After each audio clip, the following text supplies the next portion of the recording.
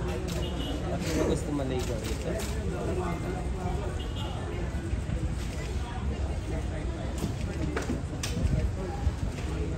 Ito yung kinakaroon.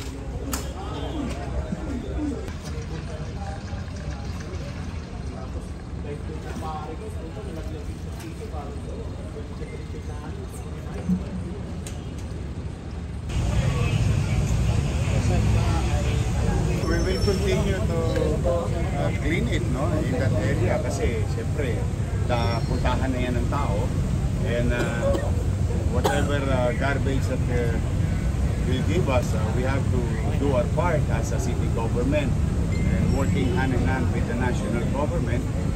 In this case, apat na bahagi ng pamahalaan, no? Ahensya, Bukal, MMDA, DPWH, sa DNR. So tulong-tulong lang. But first things first, yung talagang pinagtutuunan namin ng pansin ngayon ay yung hinihingi ng mga taga-Maynila na bigyan ng atensyon yung pagbaha. Because marami talagang nadidisgrasya. And we don't want to see in the news that because of na nagbaha, may buhay pang nakitin, no? Flood control projects po ay nakalagak po yan sa DPWH. Sila po ang nagpapagawa, sila po ang nagre-rehabilitate.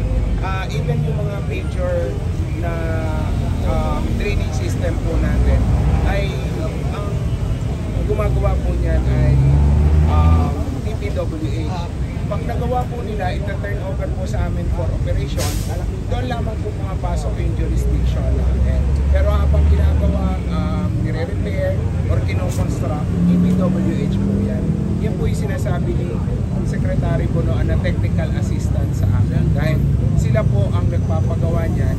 Pagkagawa, ita-turn over sa amin for operations. Yun po yung jurisdiction namin insofar as flood management is concerned. So far naman po, yung na-turn over sa aming 71 pumping stations, lahat po yan ay gumagana at full capacity right now.